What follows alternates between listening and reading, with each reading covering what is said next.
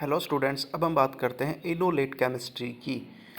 Enolate का means क्या होता है? इनोलेट का मीन्स होता है इनोल मतलब डबल बॉन्डेड कार्बन के साथ अगर OH जुड़ा हुआ है उसे बोलते हैं इनोल। इन प्लस ओल यानी इन मतलब डबल बॉन्ड, ओल मतलब अल्कोहलिक OH, इसे बोलते हैं इनोल। इनोल इनोल कंपाउंड में OH के साथ हाइड्रोजन को हटा दिया जाए तो बनता है O नेगेटिव, इसे बोलते हैं इनोलेट। ठीक है, इसे क्या बोला जाता है?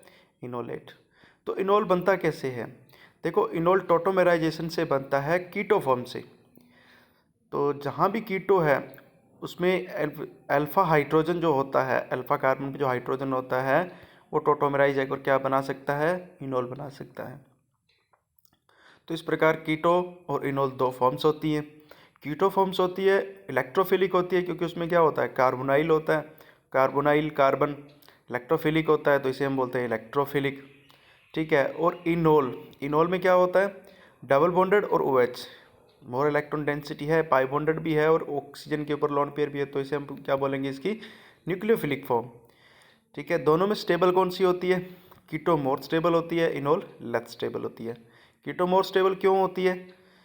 क्योंकि अगर इसमें देखें तो इसमें एक CH बॉन्ड होता है जो वीक बॉन्ड होता है, जो आसानी से टूट जाता है, और एक C डबल बॉन्ड होता है जो स्ट्रॉन्ग बॉन्ड होता है इसमें। ठीक है। इसे तोड़ने के लिए ज़्यादा एनर्जी की ज़रूरत होती है। लेकिन इनोल में देखें तो H किसके साथ जुड़ता है?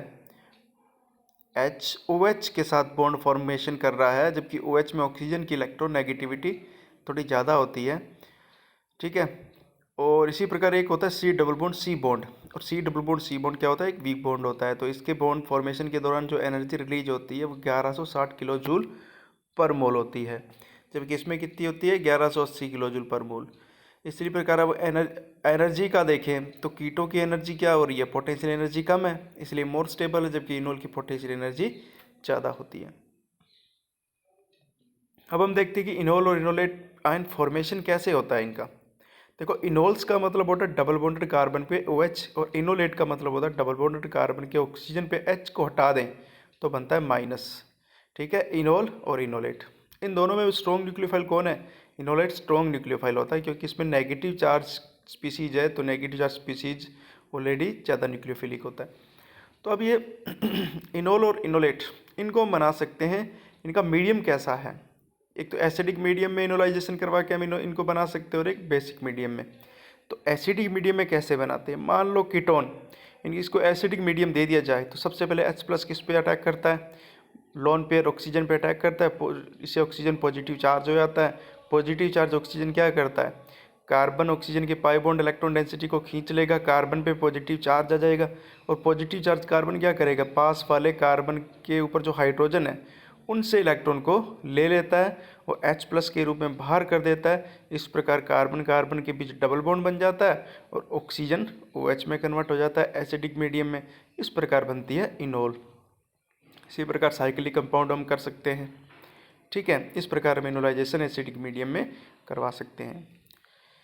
नेक्स्ट देखें तो इसी प्रकार बेसिक मीडियम में इनोलाइजेशन कैसे करवाते हैं। तो हमें पता है कि बेसिक मीडियम में OH यानी बेस क्या करेगा? एसिडिक हाइड्रोजन को देखेगा। ठीक है। और जबकि कार्बोनाइल एक इलेक्ट्रॉन विड्रॉइंग ग्रुप है, तो इसके पास जो कार्बन अल्फा कार्बन है उस पर हाइड्रोजन है, और वो क्या हो जाएंगे? एसिडिक हो जाएंगे। तो बेस क्या करेगा? उस पर अटैक करेगा, हाइड्रोजन को एक्सेप्ट कर लेगा, और CH2 पे क्या आ जाएगा? माइनस, और ये माइनस क्या करेगा? रेजोनेंस करके इनोलेट आयन बना देता है। ठीक है। अगर हमारा बेस यानी आयनिक बेस है तो अंत में क्या बनेगा? यानी इनोलेट आयन बन जाता है। ठीक है। और इनोल भी बन जाता है, ये बाद में हम बताएंगे। इसी प्रकार साइक्लिक कंपाउंड का हम कर सकते हैं। तो हम बता सकते हैं कि इनोलेट आयन जो होता है, इनोलेट आयन स्ट्रॉन्ग न्यूक्लियोफाइल होता है, और स्ट्रॉन्ग न्यूक्लियोफाइल होने के कारण ये बेटर इनोलाइजेशन करेगा रिएक्शंस में, किसके कंपेयर? एसिडिक इनोलाइजेशन के तुलना में। ठीक है। अब डिफरेंट डिफरेंट टाइप के कार्बोनाइल कंपाउंड होते हैं, तो इनको इनोल और इनोलेट में कन्वर्जन करने के लिए भी डिफरेंट डिफरेंट टाइप के बेस होते हैं। जैसे कार्बोनाइल कंपाउंड कीटोन एल्डिहाइड होता है, कीटोन होता है, एस्टर होता है, एनाइडाइड होता है। ठीक है। तो 1,3 कार्बोनाइल कंपाउंड्स भी होते हैं, कार्बोक्सिलिक एसिड है, और इतने सारे यानी डिफरेंट डिफरेंट प्रकार के कार्बोनाइल कंपाउंड्स हैं, तो इसका इनोलाइजेशन भी हम डिफरेंट डिफरेंट बेस लेकर ही कर सकते हैं। तो बेस भी क्या होते हैं, 3 टाइप के बेस हमने पढ़े हैं। एक तो ऑक्सी यानी आयनिक बेस होता है, जैसे NaOH, NaOMe, NaO एथाइल, ठीक है। और एल्कोक्साइड, ठीक है, कोई मेटल जोड़ दी जाए, CH3C double bond O minus हो गया, टर्सरी ब्यूटॉक्साइड। इसी प्रकार एक हाइड्राइड बेस भी होता है, NaH, KH, LiH। और इसी प्रकार कार्बनिक बेस यानी ऑर्गेनोमेटेलिक कंपाउंड जो होते हैं उस पर, और मेटल के साथ कार्बन अगर जुड़ा है तो कार्बन पे नेगेटिव और नेगेटिव चार्ज कार्बन एक स्ट्रॉन्ग बेस का काम करता है, न्यूक्लियोफाइल का भी काम करता है और बेस का भी करता है, ठीक है। जैसे CH3Li, N butyl lithium, CH3MgBr, ETC, LDA, lithium diisopropyl amide. और इसी प्रकार एक नेचुरल बेस होते हैं, H2O हो गया, यानी NET ट्राइसपिरिडीन, ठीक है, ये पायरोलिडीन, ये नेचुरल बेस होते हैं, ठीक है। अब कौन से कार्बोनिल कंपाउंड्स पे कौन सा बेस अटैक करेगा, कौन सा बेस अटैक करके इनोलेट बनाएगा, इसको देखते हैं। मान लो एल्डिहाइड है या कीटोन है, तो कीटोन में OH क्या करता है, दो प्रकार की रिएक्शन देखते हैं। एक तो न्यूक्लियोफिलिक अटैक कर सकता है कार्बोनाइल पे, माइनस वापिस आए निकल जाए, वापिस क्या बन जाएगा, कीटोन बन जाएगा। इसी प्रकार हम आयनिक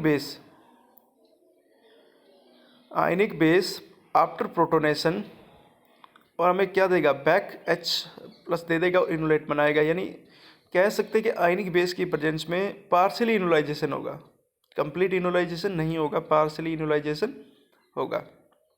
कैसे होगा कि OH यानी अटैक करे अल्फा पे, ठीक है, इसने 100% यहाँ से H को निकाल लिया, इनोलेट बन गया। इनोलेट बनने के बाद आयनिक बेस क्या करेगा, H2O बनेगा, H2O में क्या होगा, H+ और OH-, और H+ कहाँ चला जाएगा, ऑक्सीजन पे, वापस इनोल बन जाएगा, और इनोल तुरंत किस में कन्वर्ट हो जाता है, कीटो में। तो हम कह सकते हैं कि आयनिक बेस हमें पार्शियली इनोलाइजेशन करता है। इसी प्रकार सोडियम मेथॉक्साइड अगर हम ले लें तो भी ये अटैक सोडियम मेथॉक्साइड से रिएक्शन करने पर एसिडिक हाइड्रोजन को लेगा और क्या बनेगा, मैथेनॉल। और मैथेनॉल क्या होता है, एसिडिक होता है, और तुरंत H+ को रिलीज कर देगा, मैथेनॉल मेथॉक्साइड में कन्वर्ट हो जाएगा और इनोल वापस कीटोन में। हम कह सकते हैं कि आयनिक बेस हमेशा पार्शियली इनोलाइजेशन करता है, ठीक है, कंप्लीट इनोलाइजेशन नहीं करता, लेकिन एल्डोल कंडेंसेशन में आयनिक बेस को हम यूज़ करते हैं। इसी प्रकार कंप्लीटली इनोलाइजेशन करवाने के लिए हमें हाइड्राइड बेस को यूज़ करना पड़ता है। हाइड्राइड बेस में वापस कीटोफॉर्म नहीं बन पाती, क्योंकि इसमें हाइड्राइड में क्या करता है, H2 यहाँ से रिलीज हो जाती है और प्रोडक्ट क्या बनता है, 100% हमें इनोलेट मिलता है। इसी प्रकार कार्बन बेस अगर लेते हैं तो कार्बन बेस में 2 प्रकार की रिएक्शन होती है, न्यूक्लियोफिलिक एडिशन रिएक्शन भी होती है और एसिड बेस रिएक्शन भी होती है। लेकिन nucleophilic addition reaction major product बनता है, इसलिए इस बेस को हम यूज नहीं करते, ठीक है।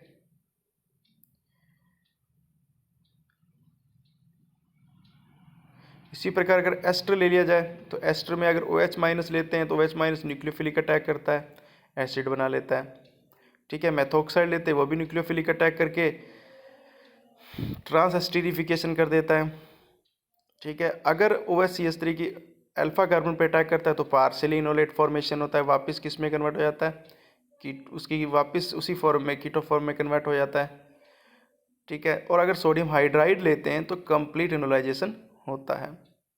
एस्टर अगर सेल्फ कंडेंसेशन कर रहा है तो बनता है ट्रांस एस्टरीफिकेशन, इसे हम बोलते हैं क्लेंजन एस्टर कंडेंसेशन, ठीक है। और इसके बाद अगर ये क्वेश्चन पूछा जाए कि एस्टर या कीटोन को हम कंप्लीट इसका हमें इनोलाइजेशन करना है या इनोलेट करना है तो इसका आंसर क्या होगा, हाइड्राइड बेस। पार्शियली इनोलाइजेशन करना है तो इसका क्या होगा, तो इसका आंसर क्या होगा, NaOH,